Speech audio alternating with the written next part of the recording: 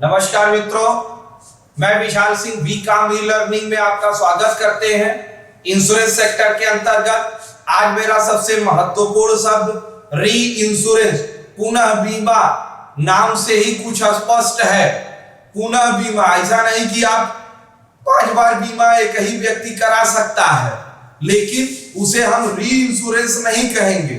री इंश्योरेंस का डिफाइंस अलग है, इसको समझना अनिवार्य है। जब कोई भी कंपनी अपने रिस्क कवर अमाउंट को भुगतान करने में असक्षम रहती है, तो इंश्योरेंस कंपनी दूसरे इंश्योरेंस कंपनी के पास जाती है और उस रिस्क को कवर करने के लिए इंश्योर्ड कराती है। इसे हम पुनः बीमा कहते हैं। एक व्यक्ति 3 लोगों से 3 कंपनियों में इंश्योरेंस करा लिया तो वह री इंश्योरेंस नहीं माना जाएगा। एग्जाम्पल, मिस्टर ए एक इंश्योरेंस कंपनी है, मिस्टर बी दूसरी एक पर्सन है जिसका इंश्योरेंस कराया जाता है। मिस्टर बी ने 1 करोड़ राशि का इंश्योरेंस मिस्टर ए से कहा, तो मिस्टर ए ने 1 करोड़ राशि का इंश्योरेंस कर दिया। लेकिन इंश्योरेंस करने के बाद मेसर्स ए को यह समझ में आई कि इस रिस्क को हम कवर करने में असक्षम रहेंगे। तब वह third party messrs D insurance company के पास जाता है और उस कवर को पूरा करने के लिए इंश्योरेंस करवाता है, तो इसे हम कहेंगे री इंश्योरेंस। मींस बी पार्टी की कवर्ड अमाउंट का भुगतान पर्टिकुलर पार्टिसिपेट के आधार पे मेसर्स ए कंपनी और मेसर्स डी कंपनी के द्वारा यदि कोई कैजुअलिटी होती है तब उस राशि का भुगतान किया जाएगा। ये आपका री इंश्योरेंस है। क्योंकि री इंश्योरेंस के डिफाइट में बच्चों को थोड़ी समस्या आती है।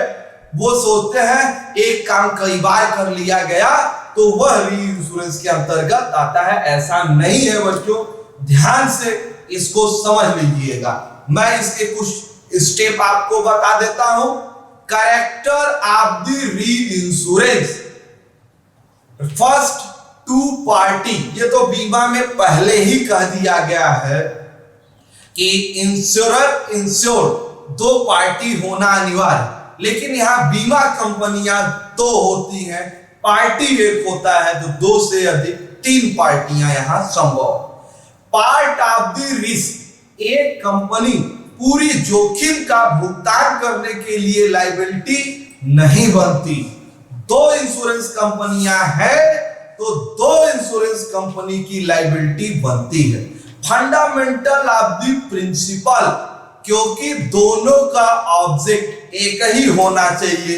ऐसा नहीं कि दोनों 2 उद्देश्य से इंश्योरेंस करते हैं।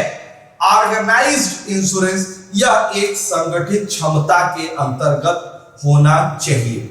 ऑब्जेक्ट ऑफ द री इंश्योरेंस। री इंश्योरेंस के उद्देश्य क्या है? ए फर्स्ट है रिस्क श्योर, जोखिम पूर्ण सुरक्षित रहती है। ऐसा नहीं कि कंपनी आपको भुगतान करने में असक्षम हो। नेक्स्ट है liability in the financial capacity. क्योंकि एक कंपनी फाइनेंशियल कैपेसिटी को पूरा नहीं कर पाता, इस दशा में दूसरी कंपनी को वो स्वीकार करता है।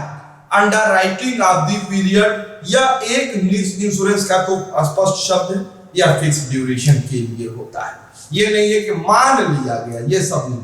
1 वर्ष, 2 वर्ष, 10 वर्ष, 20 वर्ष, 30 वर्ष, 40 वर्ष, on whole life in 100 year. लेकिन declaration in the your form of the year. जब भी आप फॉर्म भरेंगे तो उसमें ईयर डिक्लेयर्ड होगा कि कितने वर्षों के लिए या हो रहा है। सेफगार्ड या सुरक्षा मान के चलती है। आप लोगों ने मेरा वीडियो देखा, इसके लिए मैं कोटि धन्यवाद। री इंश्योरेंस इंपॉर्टेंट चीज है।